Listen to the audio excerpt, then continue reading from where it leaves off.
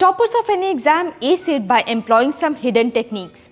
And if you also want top score in CUET 2023 BCom, watch this video as CUET 2022 topper Ayushman Bhatra will reveal his tried and tested tactics like 3-layer cake strategy, the importance of solving PYQs, and the timetable for CUET UG success.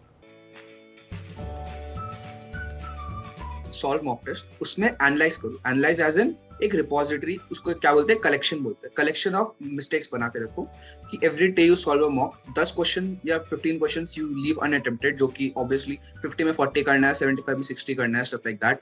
सो जब वो है तो 15 या 10 जो है जो unattempted है, उसमें भी तुमने कुछ कारण से अनअटेम्प्टेड रखा होगा, तो उसको तुम सिलेक्ट करके रखो, स्क्रीनशॉट लेके अपना कलेक्शन बनाओ. एंड जो भी तुम्हारे मेन 40 या मेन 60 में जो रॉन्ग हुए उनको कलेक्शन बना के रखो. और किसी में तुक्का भी लगा है तो उसको भी कलेक्शन बना के रखो. एक एक्सेल शीट मेंटेन कर लो या फिर कॉपी में लिख लो कि कौन सा टॉपिक है जिसपे तुम ज्यादा मिस्टेक्स कर रहे हो, तो तुमको ऑटोमेटिकली समझ में आ जाएगा तुम्हारा वीक एरिया क्या है. स्ट्रॉन्ग एरिया तो हमको खुद इंट्यूशन से समझ में आ जाता है कि ओके यार, अलजेब्रा तो मेरा अच्छा है, ज्योमेट्री मेरा वीक है. इससे मेरे को खुद पता है ज्योमेट्री समथिंग, मतलब मैं स्ट्रगल तो नहीं बोलूंगा, बट हाँ उतना ज्यादा मेरे को इंट्यूटिवली नहीं आता जितना मेरे को अलजेब्रा, कैलकुलस, ये सब चीज आ जाती है. कैलकुलस तो नहीं भी कर सकता, I just love that. So ये तुमको खुद पता चल जाएगा स्ट्रेंथ के साथ, the more and more you solve mock test. So यही चीज है. सो उससे you'll be able to figure out. बाकी स्ट्रैटेजी, ये तो मैं जहाँ पे जाता हूँ सबको मैं अपना पेटेंटेड स्ट्रैटेजी बताता हूँ, केक वाला strategy. I call it the cake strategy. Here in, जैसे तुम केक बनाते हो, you have 3 layers of it, right. सबसे पहले तुम्हारा बेस ऑफ द केक होता है, then you have the icing, and then you have the decoration part of it. Similarly your CUET preparation also has 3 phases. Firstly जो base of the cake है उसमें it relies on concepts plus notes. Concepts are eternal to your like success to like crack your dream colleges. अगर तुम्हारे concepts है ही नहीं तो कोई point नहीं है, बिकॉज वो लोग उल्टा सीधा करिए, जैसे भी क्वेश्चन पूछे they will try to hit your concept पे ही क्वेश्चन रहेगा. So you need to make sure that your concepts are crystal clear. और नोट्स जरूर बना के रखना है, क्योंकि अब तुम्हारा CUET ऐसा होगा कि तुम्हारे एक दिन पहले 4 सब्जेक्ट हो रहे होंगे, मतलब एक दिन में 4 सब्जेक्ट हो रहे होंगे, तो एक दिन पहले तुम रिवाइज कैसे करोगे? Board exams has made people so lazy while having 4 to 5 days for revising each and every subject. And हम लोग के टाइम में तो टर्म 1 टर्म 2 था, तो मतलब आधा सिलेबस है, 40% है, उसमें तो 30% डिलीटेड था. 40% को रिवाइज करने के लिए people R be given 5 days. So everyone was scoring more naturally. वो तो ऑब्वियस था, अगर इतना टाइम ब्रेक दोगे सबको तो ऑब्वियस है. But CUET showed the real thing, because everyone had to give 4 papers, 3 to 4 papers in a single day. वो एटलीस्ट एक स्लॉट तो होना ही था. सेकंड फेज इट्स अबाउट क्या बोलते हैं इसको, sample papers and previous year questions for your board exam. So while you're giving board exams, I hope you have solved previous year question papers and sample papers before giving board exams. अगर वो किया है तो that is an important integral part. नहीं किया तो भी ठीक है, you could just solve more mock tests. But जो लोग अभी next year से CUET देंगे, I'd recommend कि अच्छे से sample paper and previous year questions करना, because that will give you in-depth analysis of the concept. तुमने concept पढ़ने के लिए तो कर लिया, but उसके लिए जो practice चाहिए वो तुम्हारा phase 2 में आता है, which is solving PYQs and sample papers. As for the third phase, देखो मतलब बेस ऑफ द केक तो अच्छा होना चाहिए, वो तुम्हारा कॉन्सेप्ट हो गया, उसके बिना कुछ मतलब नहीं है. You did apply icing, vanilla, जो भी बोलो, cream, that also gives more enhanced flavour to the cake. So वो तुम्हारा PYQs एंड सैंपल पेपर हो गया. बट अगर तुम्हारा डेकोरेशन अच्छा नहीं है, you put in the chocolates, you put in the candle and everything, ताकि the cake looks really good and people go ahead and have it, right. But अगर वो तुम्हारा डेकोरेशन ही अच्छा नहीं है, कोई नहीं खाने वाला, no does not matter how well it taste. तो सिमिलरली तुम्हारे preparation the most important part is phase 3, which is solving mock test and analyzing the mistakes and consistent revision. दो चीज, mock test plus revision करना बहुत ज्यादा जरूरी है, because you might be forgetting a lot of things. जैसे हम लोग का term 1 पहले हो चुका था, term 2 बाद में हुआ, तो I had to revise term 1 from scratch again, क्योंकि otherwise I would have forgotten a lot of things. And पूरा चीजों को you need to be sure with, पूरा sure about it, अच्छे से होना चाहिए. So you have to consistently revise, and revise ऐसे नहीं कर सकते कि बैठ के चैप्टर्स को स्क्रैच से पढ़े हो कि आज चैप्टर 1 पढ़ा, कल चैप्टर 2, आज chapter 3. You cannot do that. You just don't have the time for that. Rather what you can do is सुबह मॉक टेस्ट सॉल्व कर दो, शाम तक ले लो टाइम, मॉक टेस्ट को सॉल्व करो, उसको एनालाइज करो, क्या मिस्टेक्स हुई, कहाँ पे फोकस करना है. उसके बाद जहाँ पे फोकस करना है उसको रिवाइज करो. सुबह उठ के फिर जो ऑलरेडी स्ट्रॉन्ग है, जो तुमको लगता है, उसको रिवाइज कर लो कि अच्छे से वापस स्ट्रॉन्ग को रिवाइज कर लिया. Then you solve the mock test, रात को वीकनेस पे काम कर लिया. You could do that, you could have a structure like that. So वो तुम्हारा phase 3 हो गया. सो डेफिनेटली यही तुम्हारा है like 3-layer strategy केक का. Timetable I'd say you need to structure it around in a manner that तुम ज्यादा से ज्यादा mock test दो. You leave time for rest. Obviously rest करना जरूरी है. हम जो कॉमर्स के, they already know fatigue study, right? जो भी है खैर. So हाँ, so you need to have some time for rest. ठीक है, रात को चाहे 6 घंटा सोलो, works. But बीच बीच में you can have 45 minutes of rest. पहले mock test solve करो, ठीक है.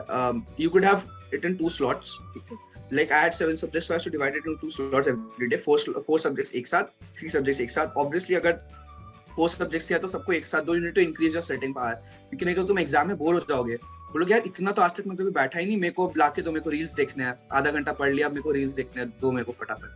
That is not how it works. You'll also not get food between that 2 or 15 minutes या जितना भी टाइम रहेगा, right? So you have to make sure that you are ready for that. And that is also one more thing that mock test incorporates. मतलब mock test तुमको main वार के पहले you are practicing a lot of wars.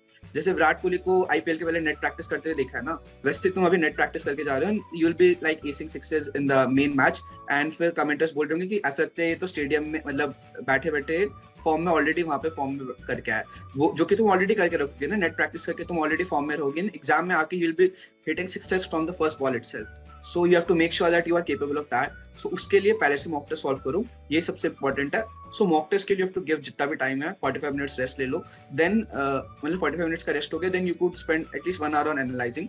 Analysis में time बिल्कुल भी कम मत रखना, उसको अच्छे से एनालाइज करो, क्योंकि that is what will determine your strategy going forward. So you could do that.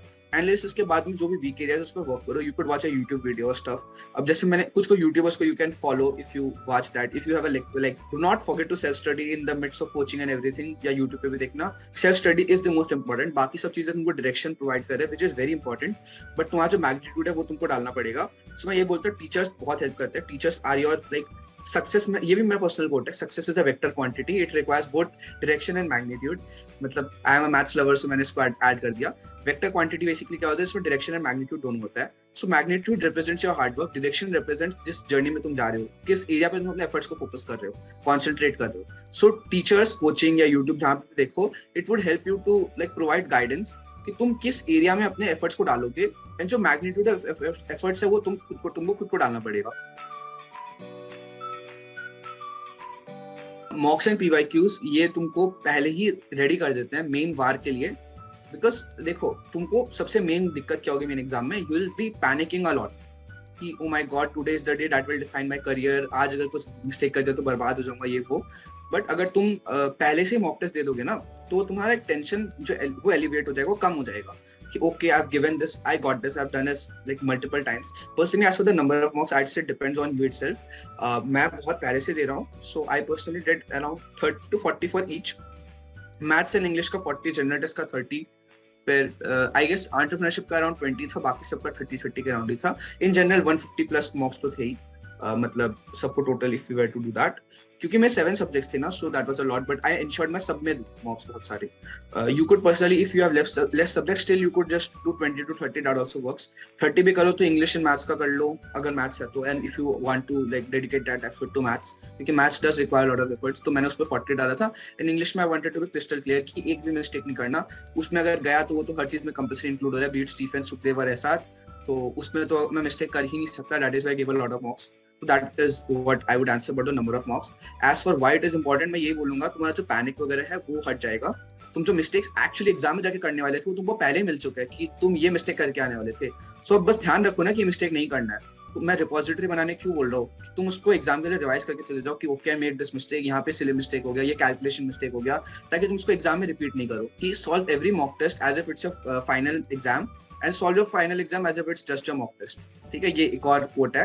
As in that जब तुम हर मॉक टेस्ट को दे रहे हो, तो इस level of sincerity and dedication and seriousness के साथ दो कि ये मेरा फाइनल एग्जाम है, तब तुम्हारा कम आएगा ना, तुमको हर्ट करेगा थोड़ा. ऑब्वियसली ये नहीं बोला कि डिसअपॉइंटेड वो हो जाओ, डिप्रेस, बट तुमको एक्चुअली हर्ट करेगा and it will motivate you to work. यार this is where I stand and this is where I need to be, this is where I stand, this is where I need to be, तो मेरे को hard work करना है, I want to go there. और क्या बोलते हैं इसको, बट जब तुम फाइनल एग्जाम दे रहे हो तो उसको फाइनल एग्जाम जैसे मत मानो कि आज मेरा लाइफ बर्बाद हो जाएगा अगर ये खराब कर दिया. Give it as a mock test. यार 30-40 मॉक टेस्ट दे रखा हूँ हर सब्जेक्ट का, वैसे ही एक और दे देता हूँ, आज तो मॉक टेस्ट ही है, घर जाके अब इसके बाद और मॉक टेस्ट नहीं देना, सोना ही है, तो अच्छा इसको एक और देके सल्टा दो. सो इस थोड़ा काम एंड कैजुअल सेंस में दोगे, you will actually perform much better, क्योंकि तुम्हारा बॉडी ऑलरेडी प्रिपेयर्ड है, तुम्हारा हाथ एंड तुम्हारा दिमाग ऑलरेडी रेडी है. जस्ट उसको क्वेश्चंस देना है, उसको सॉल्व करके फटाफट वो टाइप कर देगा. तुमने अपने बॉडी को इतना ट्रेन कर रखा है. इट्स जस्ट दैट अब तुमको अपना माइंड को ये रखना है कि डिस्ट्रैक्ट ना हो, वो टेंशन लेके स्क्रू अप ना कर दे. So you just need to do that.